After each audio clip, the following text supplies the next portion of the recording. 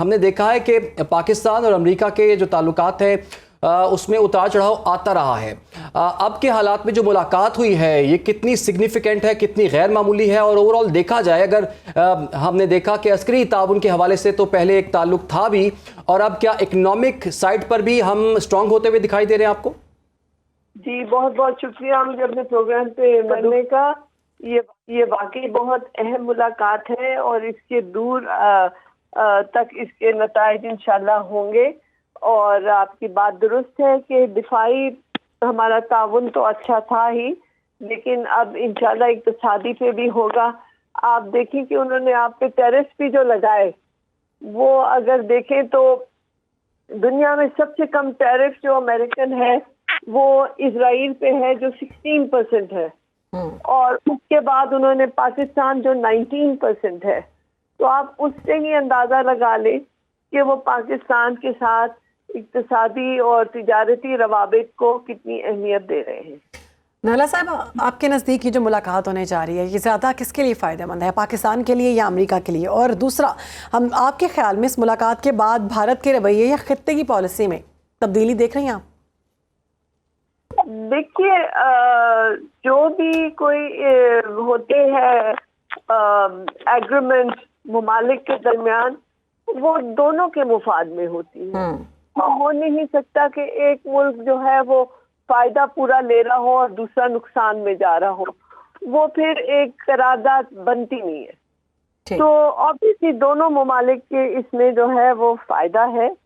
اب ہم نے دیکھنے کہ ہم نے اس فائدے کو کس طرح سے جو ہے وہ اس کا استعمال کرنا ہے, اور اس کے لیے جو ہے ہمیں اپنی ایکسپورٹ, مطلب ابھی تک تو آپ کنزیومر سوسائٹی ہیں, اب آپ کو اپنی ایکسپورٹ پہ بھی جو ہے فوکس کرنا ہوگا. جیسے ڈونلڈ ٹرمپ صاحب نے بھی کہا کہ ٹریڈ ڈیفیسٹ وہ جو ہے نا اس کو ریڈیوس کرنا چاہ رہے ہیں. تو ٹریڈ ڈیفیسٹ ریڈیوس ہمارے ساتھ تو اتنا ہے ہی نہیں کیونکہ ہم امپورٹ زیادہ کرتے ہیں, بٹ جو مثبت بات ہے کہ انہوں نے, ان کی کمپنیوں نے آپ کے آئل اینڈ گیس, آپ کی ادر جو ریسورسز ہیں ان کو ایکسپلائٹ کرنے کے لیے بھی اس میں اپنے جو ہے وہ انٹرسٹ شو کیا ہے, جس سے آپ کو ایک باہمی فائدہ ہوگا.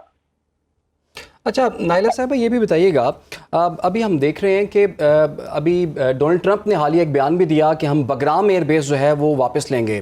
اس کا ایک رد عمل افغانستان سے بھی آیا. افغانستان چونکہ ہمارا ہمسایہ ملک ہے اور 20 سال تک وہاں پر جو جنگ لڑی گئی ہے اس کے اثرات پاکستان میں بھی ہیں, تو کیا پاکستان بھی تو ویسے بھی اس خطے کا ایک اسٹرانگ اور اہم سٹیک ہولڈر ہے, تو آپ سمجھتی ہیں اس معاملے پر بھی بات ہوئی ہوگی جس طرح سے امریکہ جو ہے اس خطے کو چھوڑ کے گیا اور اس کے بعد بہت سا اسلحہ جو ہے وہ طالبان کے ہاتھ لگ گیا اور وہی اسلحہ پاکستان کے خلاف استعمال ہو رہا ہے. ڈونلڈ ٹرمپ اب یہ بیان دے رہے ہیں کہ بگرام ایئر بیس تو ہم نے واپس لینی تھی.